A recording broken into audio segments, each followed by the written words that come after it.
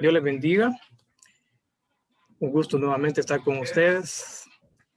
Un gusto verles, saber que están bien. Vamos a iniciar esta enseñanza del día de hoy, así que con toda reverencia comencemos a poner este tiempo en las manos del Señor. Así que acompáñenme. Señor, te damos gracias. Gracias, Señor, te damos por este día. Te damos gracias por habernos despertado, te damos gracias por darnos vida, te damos gracias porque nos has dado salud, te damos gracias porque estamos con bien, te damos gracias porque tenemos, Señor, alimento en nuestra casa, un lugar. Te damos gracias, Señor, porque no estamos en un hospital, sino que estamos en la casa compartiendo, viviendo una vida de familia. Gracias por toda esa misericordia, tantas cosas por las cuales agradecerte. Y hoy venimos a darte gracias, hoy venimos a poner este tiempo en tus manos y rogamos que seas tú el que tomes el control.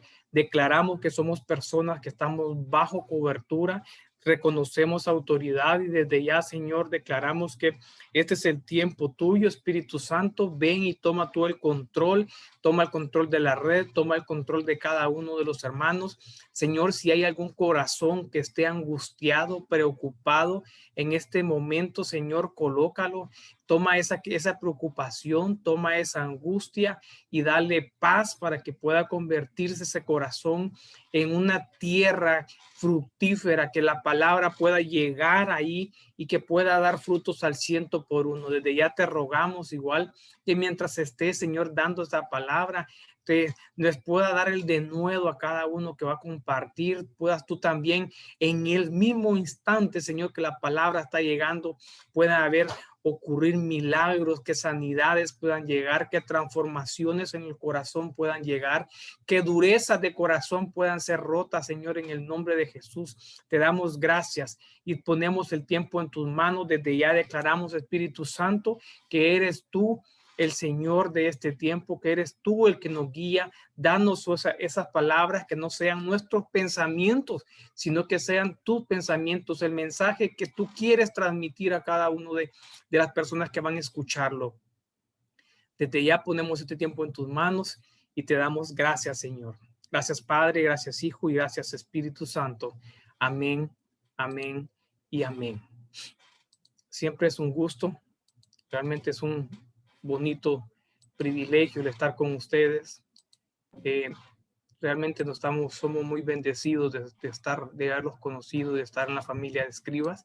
Y vamos a continuar con lo que se nos ha dado, el dar a conocer la palabra. Hoy tenemos algo diferente, pero siempre dentro del mismo rema que hemos estado viendo. Perdóname, no se vaya a aburrir. Esto no es de lo que yo quiera o una competencia de remas. Realmente es un sentir del Espíritu Santo en el cual pues nos ha llevado a ver algo hermoso, que si queremos llegar a un tiempo de llenura del Espíritu Santo, pues tenemos que recuperar nuestra visión espiritual. Y es por eso que hemos estado trabajando en una serie que ya se volvió serie, que es la recuperación de la visión espiritual. Y hemos estado por varios tiempos trabajando con el libro de Hechos en el capítulo 9, toda la historia de la conversión de Saulo. Y nos hemos llevado muchas enseñanzas hermosas. Para ello, el conocer que la transformación de Saulo a Pablo no es un proceso que sucede de la noche a la mañana, y la iglesia como tal tiene que pasarlo, pero es un proceso en el cual nosotros debemos de ir en cada una de estas escalas hasta poder llegar a recuperar la visión espiritual. Entonces, en este momento estamos trabajando en este escalón, que es donde el Señor Jesús se revela a Saulo. Y él viene y le dice: yo soy Jesús. Yo soy Jesús. Y usted sabe que estudiábamos que por qué le dijo Jesús si no yo soy el Hijo de Dios. Entonces, al estudiar, cuando le dice yo soy Jesús, vemos que le está diciendo: yo voy a ser aquel que me voy a entregar por ti, yo voy a ser aquel que va a salvar tu vida de la manera en que estás viviendo. Es una manera incorrecta, vas por un camino equivocado y tú necesitas una verdadera transformación. Y recordemos que Saulo ya era un entendido de la palabra. Entonces, pues figura de hoy en día de una iglesia que está dentro del mover de la parte religiosa, espiritual, pero que no está por el camino correcto. sino que es necesario entonces que se manifieste el Señor Jesús.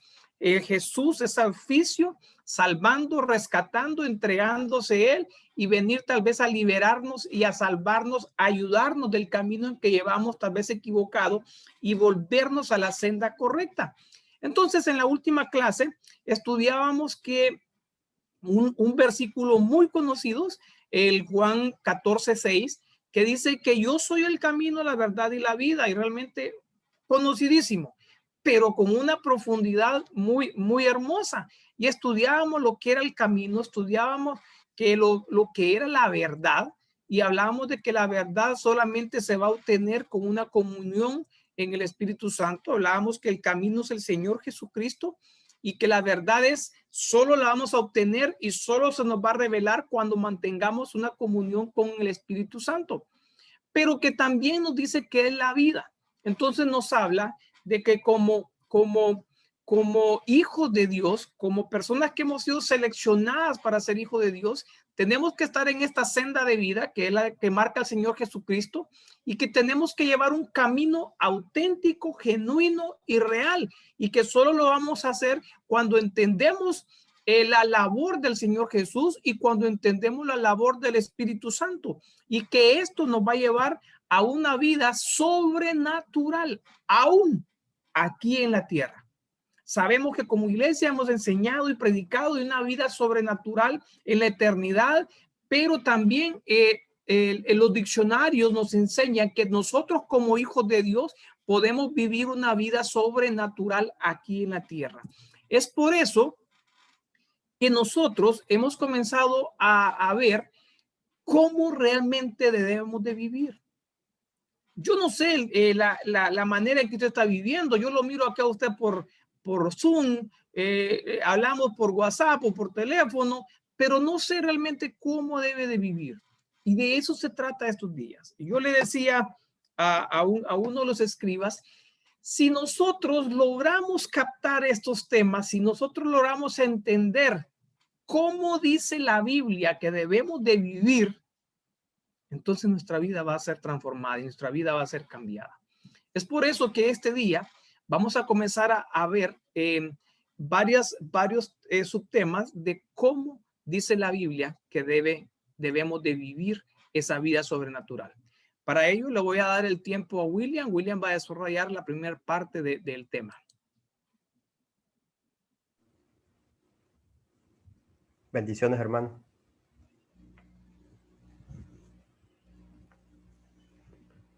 La primera parte de este tema se llama Vivan y va a estar centrado en los dones espirituales.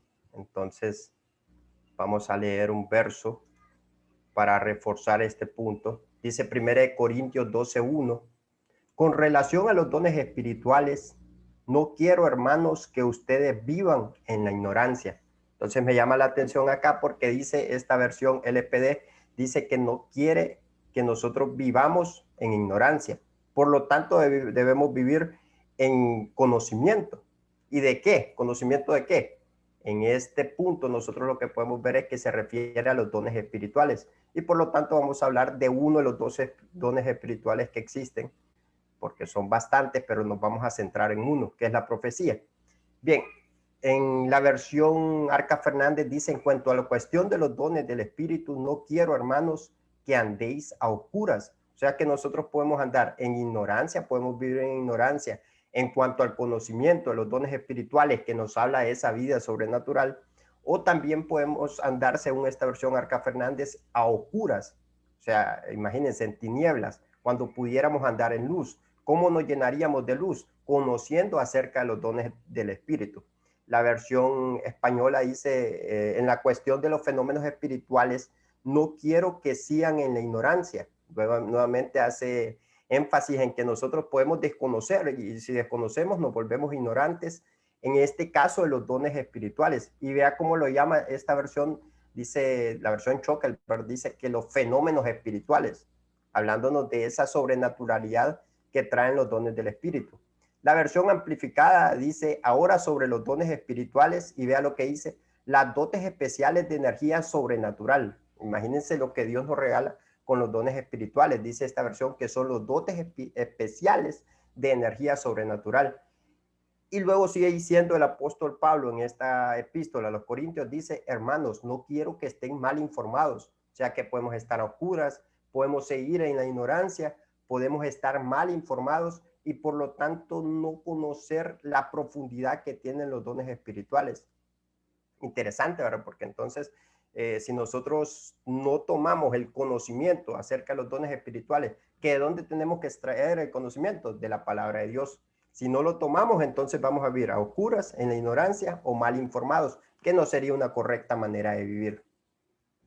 Bien, continuemos avanzando. Los dones, la profecía. Me voy a centrar en la profecía. De todos los dones que hay, me voy a centrar en la profecía. ¿Por qué en la profecía? Últimamente he estado viendo este versículo. Bueno, el pastor lo tocó también en aquel tema que dio acerca de la escritura profética. Y Habacuc 2:2 me dice, me respondió pues el Señor y me dijo, escribe la visión en las tablillas de escribir. Ahí como que nos hace énfasis a nosotros los escribas, pero escribe la visión en las tablillas de escribir. Luego sigue diciendo, para que se pueda leer corrientemente, porque la visión es de cosa todavía lejana, mas ella al fin se cumplirá y no saldrá fallida. Me gusta la versión Torres Amat porque dice, si tardare, esperale, que el que ha de venir vendrá y no tardará. Haciéndonos un énfasis, si lo tomamos de esta manera, de que el que va a venir es el Señor Jesús. Y Él puede tardar, pero hay que esperarlo. Y cuando Él venga, es seguro que Él va a venir porque está escrito en una tablilla de escribir. En este caso, el escriba recibe la visión. Muy interesante porque más adelante dice, el justo vive por fe. El justo por la fe vivirá. Ese es el famoso versículo que después se cita en Romanos, pero estaba aquí en Habacuc. Dice la versión BIN, Yahvé me respondió y dijo, escribe la profecía. Mire qué visión es profecía. Regístrala claramente en tablillas. Mire qué importante que nosotros registremos las profecías para que se pueda leer fácilmente, porque todavía hay una profecía para un término fijo. Un testimonio veraz para un tiempo que vendrá, aunque se tarde, espérala, porque seguramente vendrá sin dilación. Va a venir esa profecía que se escribió. El diccionario Strong, cuando uno lo ve, dice que esa palabra que es visión y que en la versión BIN es profecía, esa palabra es la palabra H2377 y ahí usted puede ver que Jasón me llama la atención porque dice que es sueño, revelación, oráculo, profecía, visión. Y fíjense que yo tenía, no le miento, tenía como unos 3, 4 años sin soñar nada, nada. Y precisamente estaba estudiando este versículo que vimos acá, y yo lo dejé escrito así como estaba, profecía, visión. Pero ese día, miércoles en la noche, por ahí, jueves, por ahí, tuve un sueño y el sueño me hizo pensar, visión, puede ser sueño, y entonces busqué la palabra y también significaba sueño. Entonces Dios también nos da sueños. ¿Y qué pasa? Nosotros tenemos que escribirlo. Bien curioso porque nuestro pastor, él hace hincapié en eso, que si nosotros recibimos algo en sueño, que lo escribamos, porque el que no escribe, no recuerda, no recuerda. Podemos tener una buena memoria, pero si no lo escribimos, no vamos a recordar qué fue lo que nos regaló el Señor ahí. Cuando vemos este diccionario Vine, también dice un medio de revelación, o sea que ahí tenemos la profecía, los sueños, las visiones como medios de revelación profética y que comunica mensajes divinos. Entonces, mire qué importante, porque los dones espirituales lo que nos trae son mensajes divinos, mensajes del Señor. Y por lo tanto tenemos que no vivir en ignorancia acerca de los dones espirituales. Los dones son bastantes, pero me llamaba la atención al hacer este grafiquito que ahí están los dones del Padre, y ve usted que los dones del Padre los detalla en Romanos, dice que es profecía, servicio, exhortación, liberalidad, dirigir, misericordia. Interesante, ahí está profecía, ahí está el servicio, eso es un regalo que el Señor nos permite que nosotros podamos servirle. Luego tenemos los dones del Hijo, ahí están los apóstoles, los profetas. Vea que aquí en nuevo está la profecía, evangelistas, pastores, maestros. Pero si vemos los dones del Espíritu Santo, vemos que está sabiduría, ciencia, fe, sanidad, milagros. Estos están activos en el tiempo de hoy. La profecía, el discernimiento de espíritus, las lenguas y la interpretación de lenguas. interesante, ¿verdad? La relevancia. Yo se lo mandé al hermano Ronnie y él me decía, la relevancia de la profecía, porque está en los tres. En los tres está, en las tres listas está la profecía. Curioso porque ninguno de los otros está en las tres listas, solo la profecía. Interesante, ¿verdad? Ahora, cuando nosotros queremos conocer acerca de la profecía, tenemos que saber que hay palabra profética, hay el don de ser profeta, que es parte de los dones del Hijo, de los domas del Hijo, y también está la profecía como don del Espíritu Santo. Entonces vamos a ver la primera, la palabra profética. Solo en este podemos hablar bastante, solo en este pudiéramos estar horas predicando acerca de este tema que es la palabra profética. Cualquier predicador ahí se emocionaría y predicaría una colección de temas porque es bastante importante. ¿Dónde está la palabra profética? Podríamos preguntarnos eso. Y a mí me llamó la atención porque cuando uno busca dónde aparece la palabra profética es en 2 de Pedro 1:17. Y tal vez nosotros nos centraríamos en el 1:19 y leeríamos, y así tenemos la palabra profética más segura, a la cual hacéis bien en prestar atención como una lámpara que brilla en el lugar oscuro, hasta que el día despunte y el lucero de la mañana aparezca en vuestros corazones. Dice que es la palabra profética más segura. Esa es la palabra escrita, la palabra profética más segura. Es segura porque no es como el don de profecía, que de repente puede tener su parte que debemos cuidar bastante, que lo vamos a ver más adelante, tampoco como el del profeta, porque recuerde que hay falsos profetas, pero la palabra profética es segura, la palabra que está escrita en la Biblia es segura. Es seguro que viene un arrebatamiento, eso es seguro, porque está en la palabra profética más segura, que es la Biblia. Pero si lo leemos desde 2 de Pedro 1:17, dice, pues cuando él recibió honor y gloria de Dios Padre, la majestuosa gloria, le hizo esta declaración: este es mi Hijo amado en quien me he complacido. Miren que aquí está hablando de Jesús, ¿verdad? Este es mi Hijo amado en quien me he complacido. Es aquel momento en que está con Pedro, con Juan, y está con la nube, y que llega Moisés y que llega Elías, ese momento espléndido que vive el Señor. Y dice que ellos, porque aquí está escribiendo Pedro, y dice, nosotros mismos escuchando esta declaración hecha desde el cielo cuando estábamos con él en el Monte Santo. ¿Cuál declaración? Este es mi Hijo amado en quien me he complacido. Y después de eso, qué curioso, presenta a Jesús en ese momento tan espléndido que tuvo el Señor Jesús, y después de eso dice, y así tenemos la palabra profética más segura, y empieza a dar los detalles de esa palabra profética más segura. Dice que ninguna profecía de la Escritura es asunto de interpretación personal. Tiene un poder, y también tiene tantos ángulos. Tan hermosa es la palabra de Dios. Dice, pues ninguna profecía fue dada jamás por un acto de voluntad humana, sino que hombres inspirados por el Espíritu Santo hablaron de parte de Dios. Esos hombres inspirados por el Espíritu Santo fueron los que hicieron esa colección de 66 libros que nosotros le llamamos Biblia, y que sabemos que tiene inspiración por parte del Espíritu Santo. Bien, ¿quién es la palabra profética?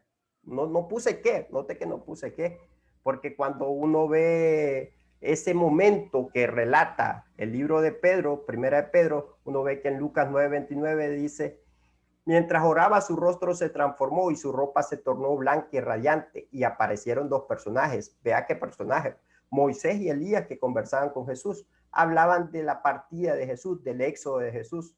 Y dice que un poco después se apareció una nube que los envolvió y ellos se asustaron, pero de la nube una voz que dijo, este es mi hijo escogido, escuchadle. Entonces ahí nos puso de referencia al Señor Jesús. ¿A quién tenemos que escuchar? Al Señor Jesús. Pero note que Jesús está con Moisés, como tipificando la ley, y está con Elías, tipificando los profetas. Entonces, como que ahí nos está hablando algo que es bastante interesante, y que podemos ver qué significa esa palabra profética. Ya vamos a llegar a quién es la palabra profética. Vemos que dice esa palabra, logos, valga la redundancia, ¿verdad? Porque ahí tendría que decir la palabra, que es logos, significa pensamiento. O sea que esa palabra profética es el pensamiento divino. Es un tema. Cuando nosotros nos dan un tema, tenemos que prestar atención, porque nos están hablando de esa palabra profética que es la más segura. Es el razonamiento, como nosotros El Espíritu Santo nos alumbra en nuestra mente para que nosotros tengamos razonamiento de parte de Dios. Es cálculo, imagínense, cálculo. Por ahí se pueden hacer cálculos con la Biblia y es tan hermoso porque eso está incluido dentro del logos, que es la palabra. Dice es la presión divina, pero vea qué interesante, es Cristo. El logos es Cristo. Es predicar, la prédica en sí. Dice la Biblia que por el oír viene la fe. Cuando nosotros escuchamos prédicas basadas en ¿qué? En la palabra profética más segura. Es un discurso, es doctrina y es el mismo evangelio. Y también hay otras palabras, yo me centré en esta, pero cada una de esas tiene cosas muy interesantes para nosotros. Proféticos viene de predecir, de hablar del futuro. Eso significa. Cuando vemos quién es la palabra, veamos lo que dice Juan 1:1. Y ahí vamos a entender la palabra profética, qué inspiración tiene. La versión Ausejo dice, al principio ya existía la palabra y la palabra estaba junto a Dios y la palabra era Dios. En la Biblia al día dice, y el verbo era Dios. Pero nosotros ya sabemos quién es el verbo. Juan 1:14 nos lo revela, dice, y el verbo se hizo carne. ¿Quién se hizo carne? Nuestro Señor Jesús. Y habitó entre nosotros y vimos su gloria, gloria como el unigénito del Padre, lleno de gracia y de verdad. Entonces el verbo es la palabra. Cristo es la palabra más profética, más segura. Yo no estoy diciendo que es el libro, no estoy diciendo que nosotros entonces deberíamos adorar al libro que tiene la Biblia, no, es la palabra, es la esencia, lo que está dentro de ese libro. A eso es lo que se refiere el verbo. ¿Por qué debemos leer la palabra? ¿Por qué es tan importante que nosotros conozcamos de la palabra? Lo podemos ver en este versículo de Jeremías. Dice, si alguien ha de gloriarse, que se gloríe de conocerme y de comprender que yo soy el Señor. Eso dice la Biblia al día. Esa versión, creo que es la Jerusalén, dice, mas en esto se alabe quien se alabare, en tener ceso, me gustó, en tener ceso, como en pensar acerca de la Biblia, en llenarnos nuestro cerebro de la Biblia. La Biblia, lenguaje sencillo, dice, si alguien quiere sentirse orgulloso, que se sienta orgulloso de mí y de que me obedece. ¿Sabe qué me gustó? Que no solo es conocer, no solo es conocerlo, no solo es comprender quién es el Señor, no solo es tener ceso, que es utilizar el cerebro para llenarnos de palabras, sino que también dice sentirse orgulloso de mí y de que me obedece. Entonces también es la obediencia. ¿Qué tanto obediencia le dedicamos a la palabra del Señor? Entonces es bastante importante. Juan 5:39 dice, ustedes escudriñan las escrituras porque piensan que ellas les darán vida eterna. Sin embargo, aunque las escrituras me señalan a mí, entonces ahí eso me gustó, aunque las escrituras me señalan a mí. Entonces por aquí les puse toda la Biblia apunta a Cristo. Si usted empieza a estudiar, dice que en el inicio, cuando cae Adán y Eva, dice que los cubrieron con una piel, pero para que hubiera una piel tuvieron que hacer un sacrificio. ¿Sacrificar qué? Un cordero. ¿Y quién es el cordero? Es Cristo Jesús. Cuando usted empieza a ver el carnero que sustituye a Isaac, ahí empieza a ver una figura de Cristo. Cuando ve a José, la vida de José tipifica a Cristo. Cuando va al libro de Éxodo, en el libro de Éxodo se encuentra con el cordero, y el cordero al sacrificarlo, entonces les viene la liberación. ¿Quién nos libera? Nos libera Cristo. Cuando vemos el libro de Levíticos, todos esos sacrificios que se hacían nos apuntan a Cristo. Entonces la Biblia tiene que ser cristocéntrica, todo el mensaje tiene que ser cristocéntrico y enseñarnos que el Señor Jesús es Rey de Reyes y Señor de Señores. Entonces las Escrituras nos apuntan hacia Cristo. Y por ahí de nuevo el verso que leía al inicio, la palabra profética más segura, aquella que nos habla de Cristo. También podemos ver dentro de la palabra profética que el Señor inspiró a bastantes profetas. Aquí le dejo la lista. No me voy a detener en cada uno porque cada uno es bastante, pero mire la cantidad de profetas que encontré. Encontré 27 profetas, empezando en orden alfabético con Aarón, que representa un profeta que era sacerdote, y termina con Juan, que es el que anuncia al Cordero. Ahí usted puede encontrar qué hizo cada uno y tal vez está tal vez muy reducido, con una sola frase, querer explicar qué unción nos traía la palabra profética a través de cada uno de esos profetas, porque por ejemplo cuando vemos a Moisés es liberación. Yo le puse comunión porque él hablaba con Dios cara a cara, pero de Moisés podemos ver otras cosas. Entonces en cada uno de estos profetas nosotros podemos encontrar bastante luz acerca de lo que nos quiere decir la palabra profética y por qué hay que prestarle atención, por qué tendríamos que prestarle atención a la palabra profética, que es las Sagradas Escrituras. Bien, punto número 2, los profetas como dones del Hijo. Entonces aquí ya estamos hablando del segundo punto. El primero es la palabra profética. No tenemos que ser ignorantes en cuestión de los dones espirituales, entender que la palabra es profética, la Biblia es profética. La segunda unción profética que nosotros tenemos son los profetas como dones del Hijo. Y vea que los 5 ministerios ahora están activos. Algunos cristianos piensan que no, porque pasa eso, que estamos en ignorancia. A veces estamos en ignorancia y de hecho nosotros estamos ignorantes de un montón de cosas. Por eso es que cuando a Juan se lo llevan al cielo, Juan adora a un ángel, porque era ignorante acerca de saber que él era un ángel. Él pensaba que era Dios, de seguro. Entonces, ignoramos bastantes cosas y por lo tanto tenemos que acumular conocimiento. Efesios 4:8 dice, por tanto dice, cuando ascendió a lo alto, llevó cautivo una huesta de cautivos y dio dones a los hombres. ¿Quién fue el que ascendió a lo alto? Cristo Jesús. Dice, el que descendió es también el mismo que ascendió mucho más arriba de todos los cielos para poder llenarlo todo. Y después de que ascendió, fue que dio dones a los hombres. Algunos piensan que los ministerios no están activos, pero y mire qué interesante, porque cuando él ascendió, que eso fue después de su muerte y resurrección, entonces dio dones a los hombres y de ahí nacieron apóstoles, profetas, evangelistas, pastores y maestros. ¿Habían habido otros apóstoles? Sí, los apóstoles del Cordero. Ahorita estamos en la era del Espíritu Santo, es los apóstoles del Espíritu Santo, los profetas del Espíritu Santo. Por eso es que con Juan se marcaba un final. Están los evangelistas, los pastores y los maestros. Bien, entonces esos 5 ministerios, lo que quiero dejarlo aquí es que están activos, están funcionales. Esos son los domas, no son los carismas que son los del Espíritu Santo, sino que son los domas. Ese es presente, dádiva, don. Eso fue lo que nos regaló el Señor. Son envíos de la sabiduría de Dios. Mire, Lucas 11:49 dice, por eso la sabiduría de Dios también dijo, les enviaré profetas y apóstoles, y de ellos matarán a algunos y perseguirán a otros. Son envíos de la sabiduría de Dios, profetas y apóstoles. Sobre todo porque estamos centrándonos en la labor profética, ¿verdad? Y mire qué interesante porque tiene unas conexiones con los apóstoles. Es un orden en la iglesia. Dice que en la iglesia Dios ha designado primeramente apóstoles, luego en segundo lugar profetas, en tercer lugar maestros, y así da una lista de actividades que se deben realizar en la iglesia, pero que está primero los apóstoles y segundo lugar los profetas.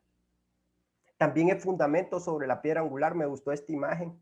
Dice que edificado sobre el fundamento de los apóstoles y profetas, siendo Cristo Jesús mismo la piedra angular. Cristo Jesús es la piedra angular, pero después hay apóstoles y profetas y luego estamos nosotros como piedras vivas. El fundamento, la piedra angular es Cristo, luego están los apóstoles y los profetas y después se empieza a construir el edificio espiritual que constituye la iglesia. Por ahí eso no lo voy a ver tanto, es como la resistencia que tenía la roca y la piedra. Esa piedra caliza es la piedra angular, por cierto.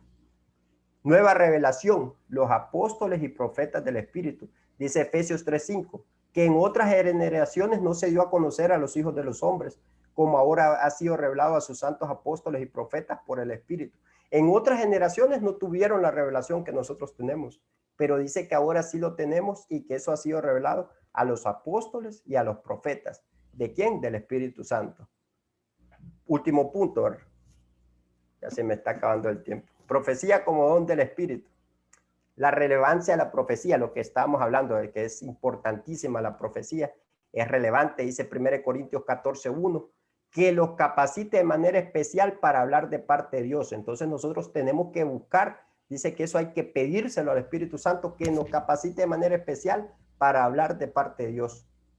Mire qué interesante, porque es profecía, pero esa versión dice que nos capacite de manera especial. La versión Ausejo dice, aspirar también a los dones del Espíritu, sobre todo al de profecía. Tenemos que aspirar a esos dones espirituales, pero dice sobre todo, el más importante, el de profecía. La versión esta dice pero sobre todo al don de profecía, al que da el Espíritu Santo. La versión Kadosh dice, busquen tener la capacidad para profetizar. O sea que a veces no podemos tener la capacidad, ¿verdad? Hay que buscarla. Tenemos que buscarla cómodo en el Señor. La función de la profecía versus la función de las lenguas. Dice 1 Corintios 14:2, que el que habla en lenguas no habla a los hombres. Él está hablando con Dios. Y dice que su espíritu habla misterios, pero con Dios. Él está hablando con Dios. Pero el que profetiza, por eso dice que es superior, porque dice que él habla para edificación, para exhortación y para consolación. El que habla en lenguas se edifica a sí mismo, pero el que profetiza edifica a la iglesia. Mire qué interesante, por eso después dice que es superior al que habla en lenguas. Ahora, ¿qué significa edificar? ¿Qué significa exhortar? ¿Y qué significa consolar? Es lo que vamos a ver ahorita. Cuando vemos edificar, significa una estructura. Mire qué interesante, significa una estructura, significa confirmación, significa arquitectura. O sea que la profecía crea estructuras dentro de nuestra mente, estructuras que son sólidas porque tienen al fundamento del Señor, estructuras que nos hacen vivir pegados a una realidad que es la realidad que está en el Señor. Nos aparta de vivir en ignorancia, nos aparta de vivir en pecado. Esa es la función que debe tener la profecía. Cuando vemos edificación, dice que es disposición o modo de estar relacionadas las distintas partes de un conjunto. Es el orden de las partes importantes de un edificio. Nos hace ordenados en nuestra vida. La profecía nos tiene que hacer ordenados. Dice que es la distribución y orden con que está compuesta una obra de ingenio como un poema. Dice que es la armadura de acero u hormigón armado que fija al suelo, sirve de sustentación a un edificio. Cuando nosotros somos edificados, estamos pegados al fundamento. Pero si no somos edificados, vamos a ser como un bloque que no se colocó en el edificio. Exhortación. ¿Qué significa exhortación? Exhortación significa imploración, significa exhortación, significa consolar la palabra, ¿verdad? Pero cuando nosotros empezamos a buscar, dice que implorar es pedir con ruegos o lágrimas algo. Con lágrimas. Fíjese que yo estaba predicando el jueves en el discipulado y de repente me puse a llorar. No me pasa tan seguido, pero me puse a llorar y estaba pidiéndole algo a los hermanos, pidiéndole algo que hicieran de parte del Señor. Y me llamó la atención porque no fue que yo lo planifiqué, no, yo no quería hacer eso. De repente estaba llorando y me di cuenta. Después, en la noche, estaba investigando acerca de exhortar, y exhortar no significa regañar. Por cierto, creo que el hermano Ronnie lo mencionó ya de que exhortar no significa regañar, significa pedir con ruegos y significa con lágrimas, imagínense. Eso es implorar. Exhortar dice que es incitar a alguien con palabras, con razones, con ruegos a que haga o a que deje de hacer algo. Eso es lo que significa exhortar. Y la profecía nos tiene que llevar a eso, a que nosotros podamos exhortar, cambiar la forma de pensar, cambiar estructuras mentales que la gente tenga. Y significa también consolar. Y cuando uno ve qué significa consolar, dice que significa relacionarse cerca, animar. Relacionarse cerca y significa también animar.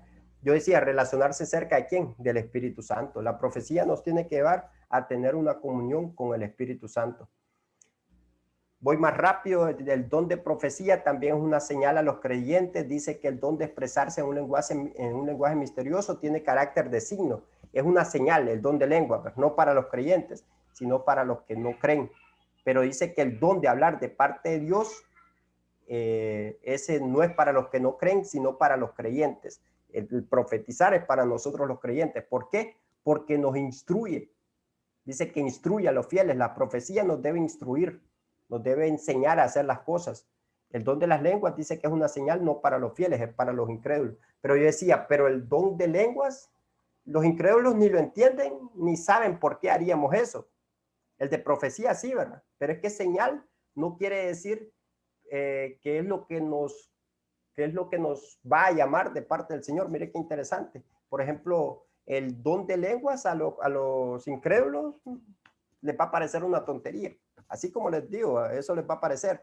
No lo van a ver como algo espiritual, pero mire lo que hace la profecía. La profecía dice que es salvación de los infieles, porque cuando uno lee 1 Corintios 14, 24, dice que al escucharos se le harán manifiesto los más profundos secretos de su corazón y cayendo de rodillas adorarán a Dios. O sea que la profecía puede llevar a que otro se salve. Dice que se arrodillará delante de Dios, lo va a adorar y reconocerá que en verdad Dios está entre nosotros. Entonces la importancia de la profecía es para ordenar también. Dice que el don de profecía está bajo el control de los profetas. También aquí estaba viendo, por ejemplo, nosotros tenemos en la iglesia la escuela profética, ahí el que la dirige es un profeta, y entonces como los dones de profecía tienen que estar bajo una escuela. Dice de que la persona que hable de parte de Dios podrá decidir cuándo hablar y cuándo callar. O sea que ahorita yo puedo decir, bueno, ya se me cumplió el tiempo, tengo que parar, porque tenemos que ser ordenados, ¿verdad? Y mi tiempo ahorita ha terminado y va a comenzar otro punto acerca de vivir.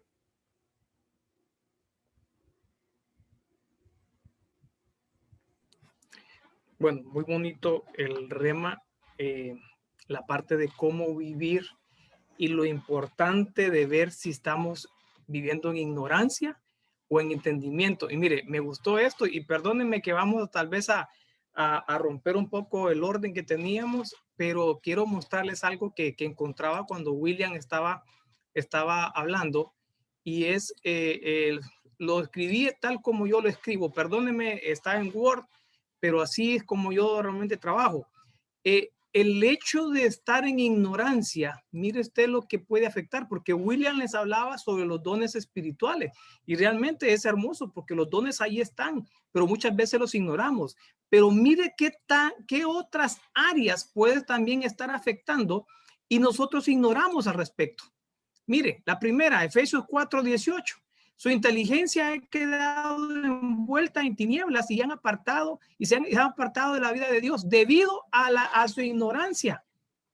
Pero mire que me gustó en esta Biblia amplificada, y lo que dice es esto: por eso digo esto y testifico solemnemente en el nombre del Señor, como en su presencia, dice, que no viviréis más como las naciones en su perversidad, o sea, en locura, en vanidad, en el vacío de sus almas y en la futilidad. ¿Qué estamos hablando de futilidad? Que no se le da importancia a las cosas espirituales. Entonces la reflexión sería para nosotros hoy: nosotros estamos viviendo cómo está nuestra alma, le estamos dando la importancia o estamos simplemente viviendo en la ignorancia, porque el verso 18 es tremendo.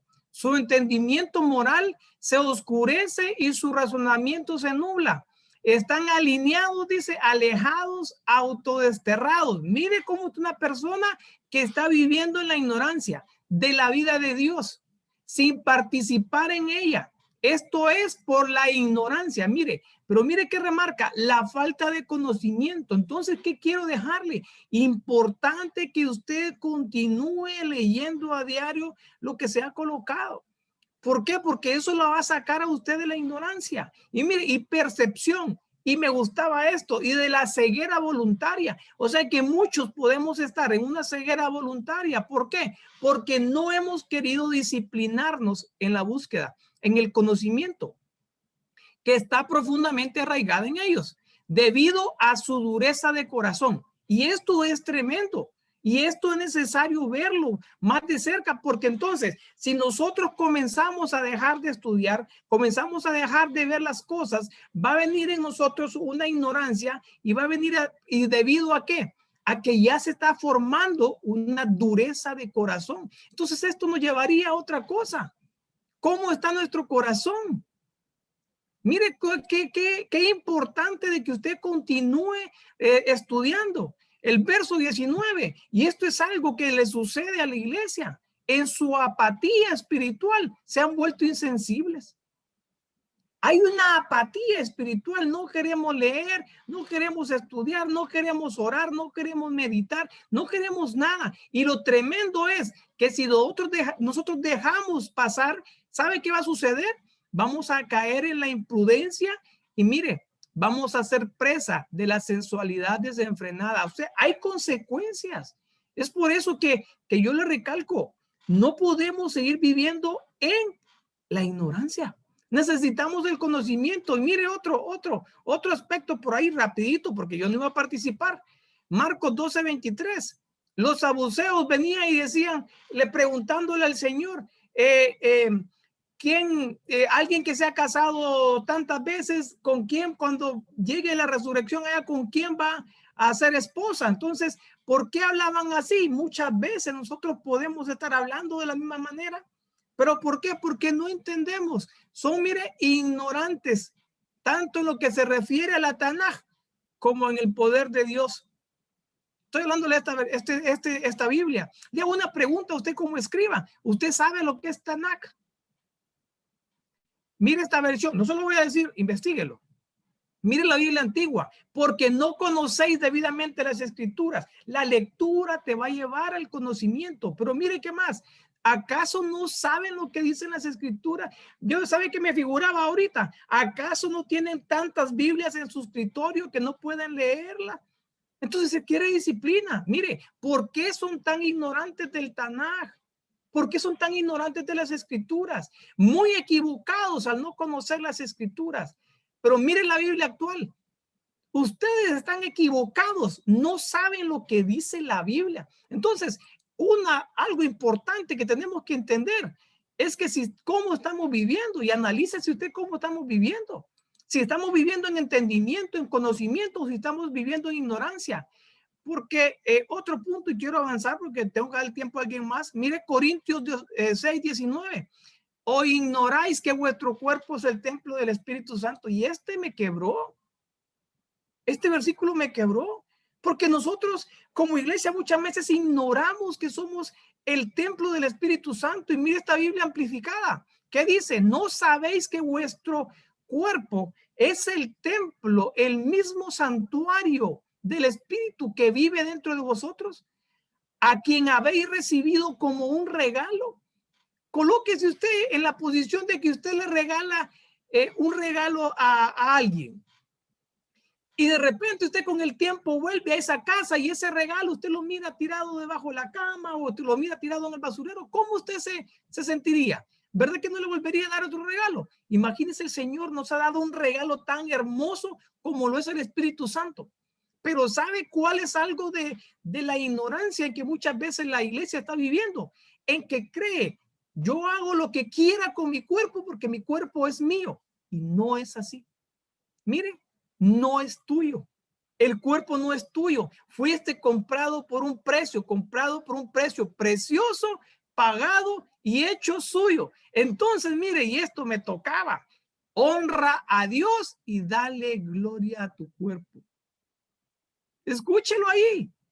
Porque podemos estar viviendo en la ignorancia creyendo que el cuerpo es de nosotros, y no, es el templo y morada del Espíritu Santo, y es necesario que honremos a Dios aún con nuestro cuerpo. Este punto es terrible. Quizás hubiéramos desarrollado toda la clase solamente con eso. Ver si realmente estamos viviendo en la ignorancia o si estamos viviendo en el conocimiento.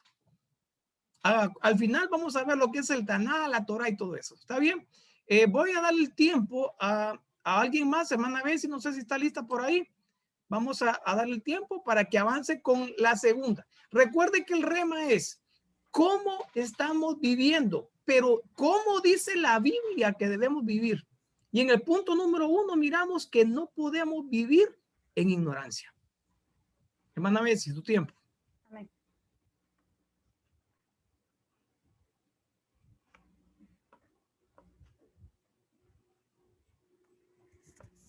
Bendiciones, hermanos. Vamos a empezar. Voy a empezar leyendo Colosenses 3:12, que dice: Dios los ama mucho a ustedes y los ha elegido para que formen parte de su pueblo. Por eso vivan como se espera de ustedes. Amen a los demás, sean buenos, humildes, amables y pacientes.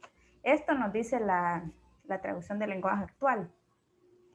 Ahora, esta siguiente versión, que es la RD60, que es nuestra base siempre, dice: vestíos pues como escogidos de Dios, santos y amados, de entrañable misericordia, de benignidad, de humildad, de mansedumbre y de paciencia.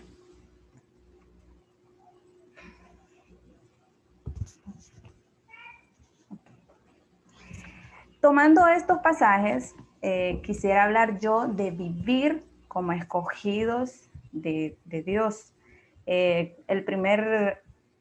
La primera versión nos habla de vivir y la segunda, que es nuestra base, como escogidos de Dios. Por eso tomé yo estas dos versiones para centrarme en vivir como escogidos de Dios. Me gusta la primera que dice, como se espera de ustedes. Estos pasajes nos narran nuestro uniforme para nosotros como cristianos. La palabra eclectos es la palabra escogidos y viene de la G1586 que dice que es selecto, favorito. Ahorita nos estaba diciendo el hermano Ronnie también de los seleccionados, ¿verdad? Como escogidos, como hijos. Entonces, esto nos hace ver que no es para todos. El ser favoritos, el ser seleccionados, no es para todo el mundo, sino todo el mundo fuera favorito del Señor. Todos fuéramos hijos de Dios. Entonces, es para un grupo. Para un grupo. Un grupo que marca la diferencia. Un grupo que hace distinción de los demás. Entonces, quisiera que miráramos un poco lo que son estas características que nos dice Colosenses 3:12. Claro que hay más, pero yo voy a tomar estas primeras que son para mí las más fáciles de ver. Entonces empecemos con la primera, que es ser santos. Nos dice Hebreos 12:14. Seguir la paz con todos y la santidad, sin la cual nadie verá al Señor. A mí la santidad siempre se me viene a la mente la labor del sumo sacerdote en el Antiguo Testamento, los sumos sacerdotes levíticos, que tenía que prepararse todo un año, se preparaba para presentarse digno delante de la presencia del Señor, ¿verdad? Cuando entraba al lugar santísimo.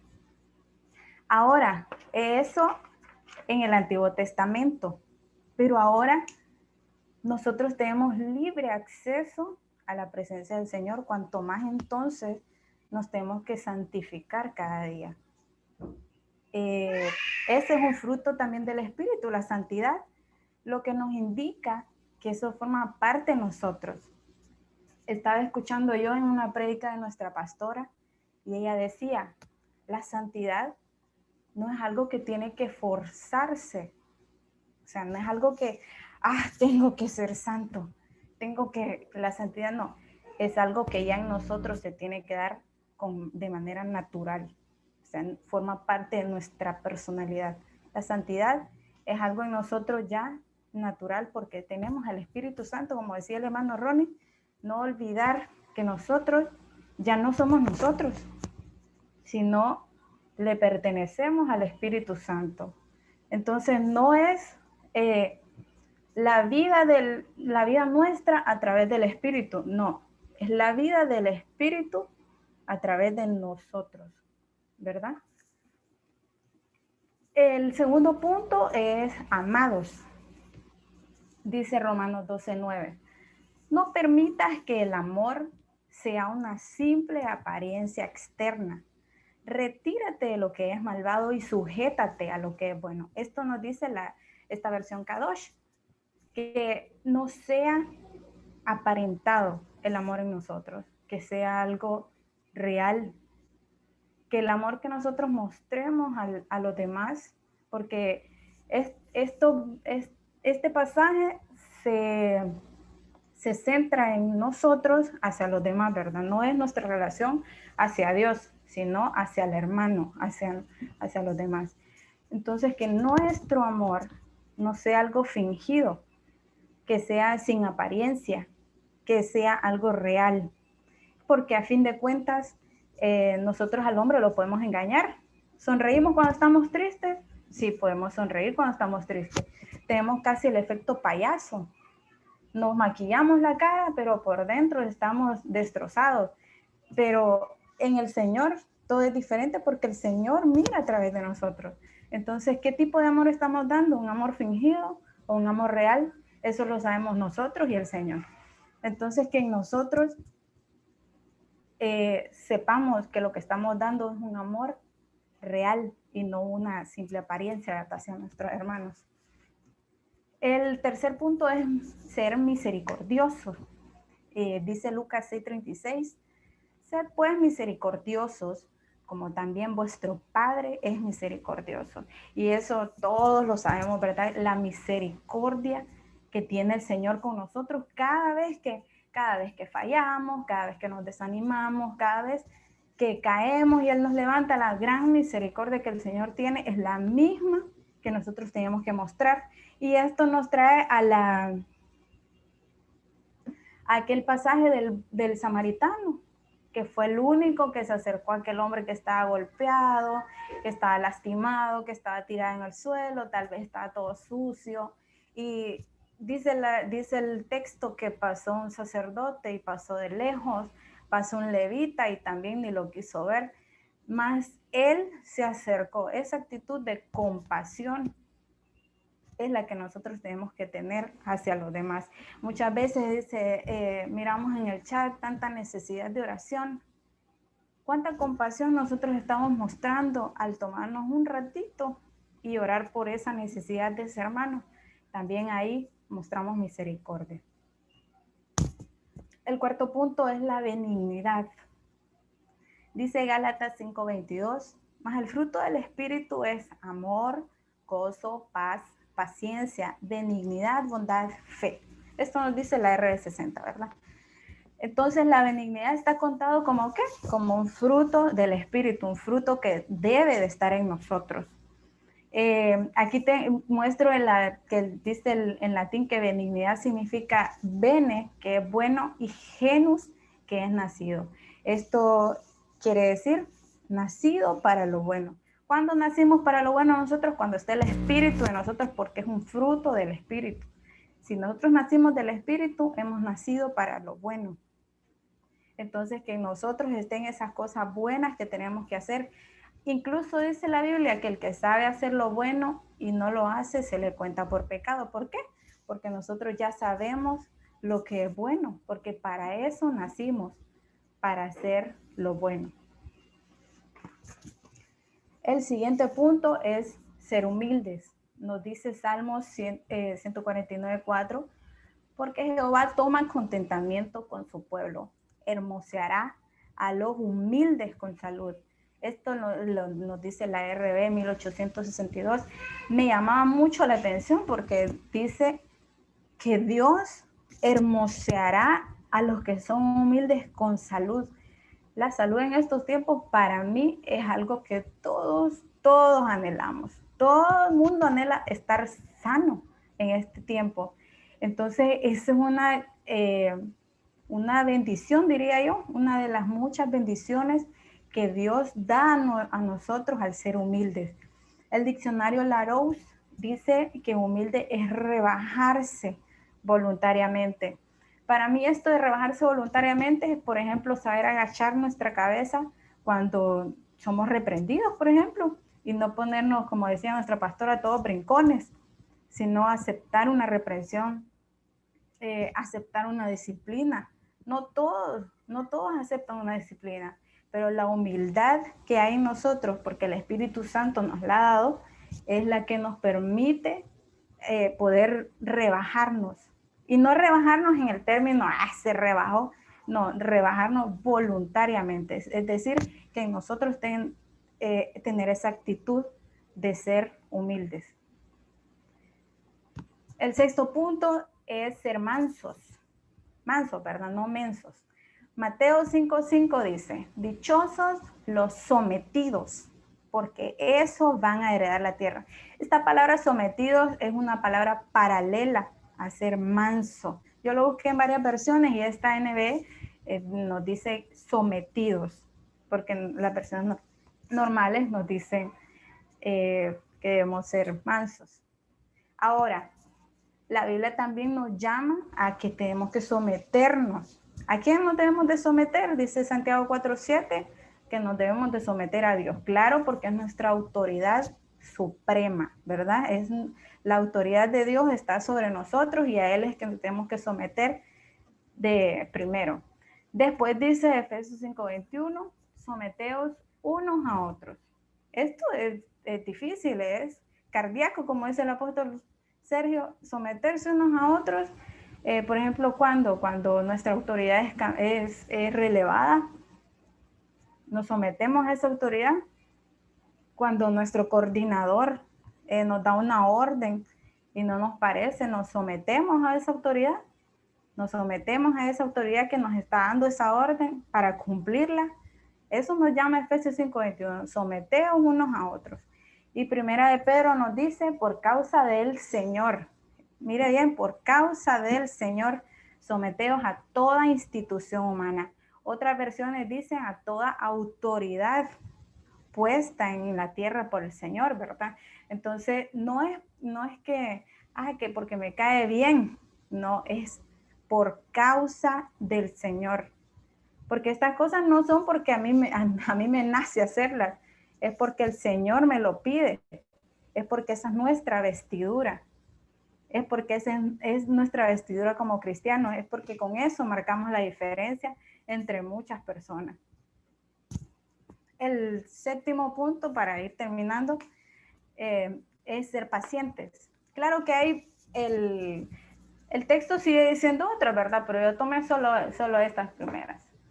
Dice 1 Tesalonicenses 5:14, también os rogamos, hermanos, que amonestéis a los ociosos, que alentéis a los de poco ánimo, que sostengáis a los débiles, que seáis pacientes para con todos.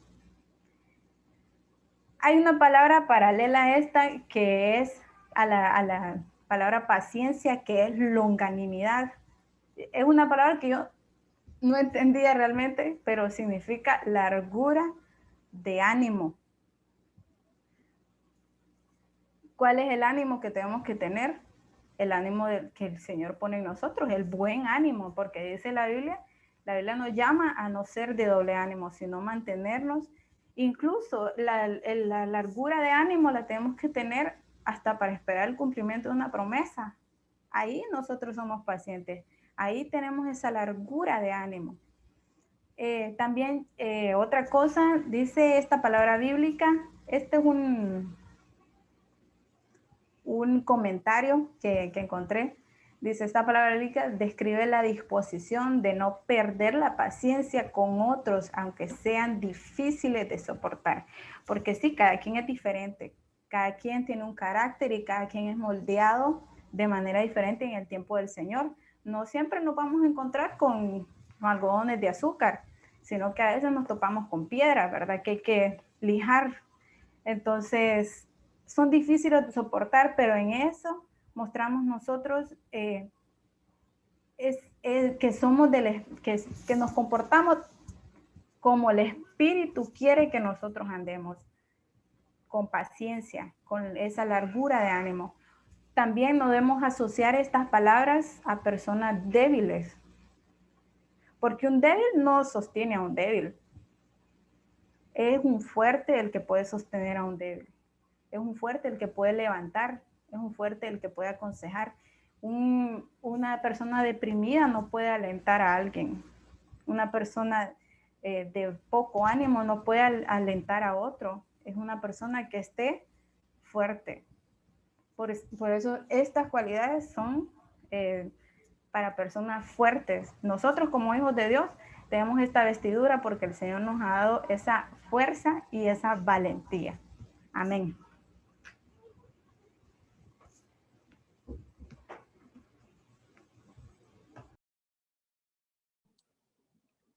Bueno, el segundo rema es vivir como elegidos, vivir como cristianos. La pregunta sería, ¿cómo estamos viviendo, verdad? Fácil, como yo les he dicho, es decir, estoy viviendo como un cristiano pero ya realmente, como dice la Biblia, es muy diferente. Entonces vamos quería hacer un comentario. Encontré algo también ahí con lo de la hermana. No sé, William, si hermana, ve si puede dejar de compartir.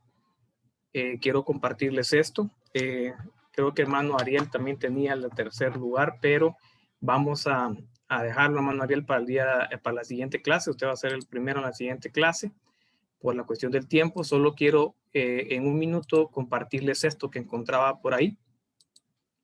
Esto fue el versículo con que ella comenzó. Y muchas veces en la vida del cristiano, muchas veces nosotros nos marca la condición en que estamos. Y la condición en que muchas veces estamos no quita la posición que Dios nos ha dado. Entonces dice que vivan siempre.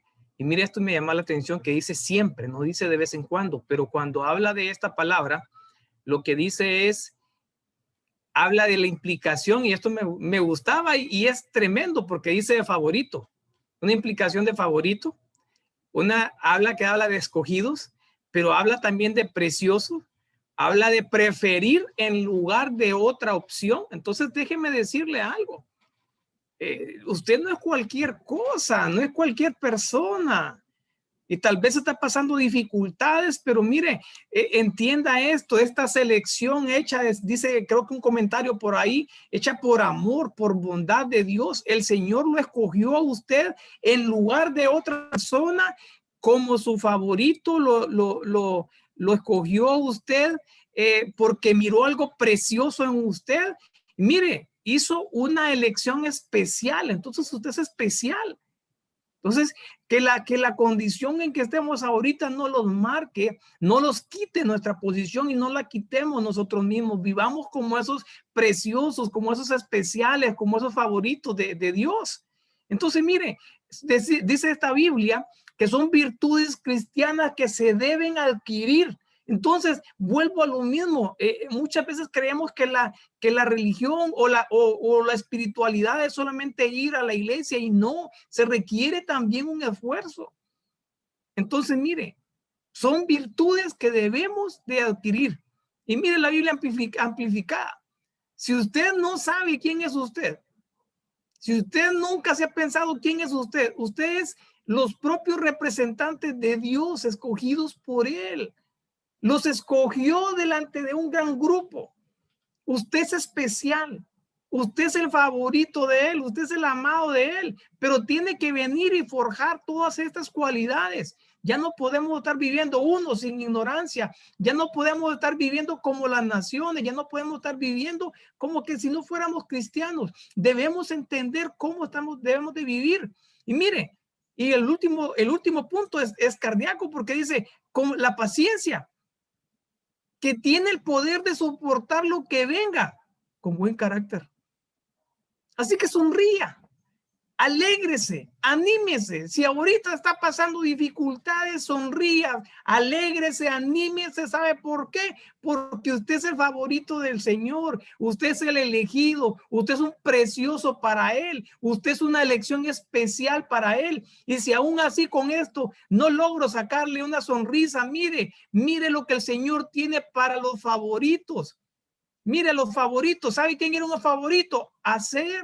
En la bendición de Moisés dice que él era el favorito entre sus hermanos. ¿Y sabe qué iba a pasar con él? Mire, de hierro y cobre será su calzado, como en los días de tu juventud, así serás fuerte en tu vejez. Así que si hoy tú estás cansado, tú te sientes que no puedes más, que el Señor te dé esa bendición de favorito en la cual tú puedas renovar tus fuerzas. Mire, el lenguaje sencillo. Mientras tenga vida, serás un pueblo poderoso. Sí, están hablando de ti, con ciudades bien protegidas. Así que tú tienes que reposar y comenzar a hablar, a vivir como cristiano, a comenzar a vivir esa vida sobrenatural en la cual Dios te ha prometido que tú eres un elegido, que tú eres un favorito y que por lo tanto tienes el derecho legal de reclamar esta promesa. Reclámala, pero vive como cristiano. Dejemos la ignorancia. Mire otro favorito.